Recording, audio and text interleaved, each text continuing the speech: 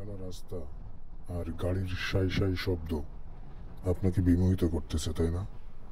সত্যিই তাই। কিন্তু কোনো এক সময় আমরা যখন ঢাকার দিকে রওনা হইতাম কোনো জরুরি কাজে, বাসার থেকে একদিন আগে আমাদের রওনা দিতে হতো। আমরা সন্ধ্যা 7টায় অথবা রাত 10টার ভিতরে গাড়িতে উঠলে আমরা ঘাটে পৌঁছে যেতাম মাত্র 3 থেকে 3.5 ঘন্টার ভিতরে। তারপর অনির্দিষ্ট সময়ের জন্য আমাদের অপেক্ষা করতে হতো কখন ফেরি পাবো, কখন আমরা ঘাট পার হয়ে রাজধানীর দেখা পাবো।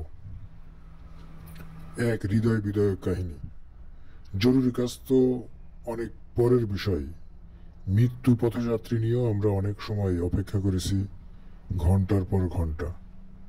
আমরা রাত্রে এসে জরুরি কাজের জন্য যখন অপেক্ষা করে যখন শেষ পাই নাই, আমরা হাঁটা শুরু করেছি। কিসের জন্য?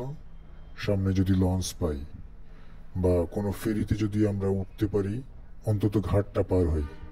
কিন্তু তাতেও কি আমাদের স্বস্তি মিলেছে? না। আমরা 2 কিলো 3 কিলো হইলেও হওয়া যায় বা পারা যায় বা সম্ভব হয় 8 থেকে 10 কিলো দূরে যখন আমাদের গাড়ির গন্তব্য, হাতে যদি ছোটখাটো একটা ব্যাগ থাকে, সেটা নিয়ে আমাদের 7 কিলো 8 কিলো রওনা করা সত্যই যন্ত্রণাদায়ক। আপনি হয়তো ভাববেন, ওখানে ছোট গাড়ি বা ছোট যানবাহন দিয়ে আমি তো 8 কিলো 10 কিলো পাড়ি দিতে পারি।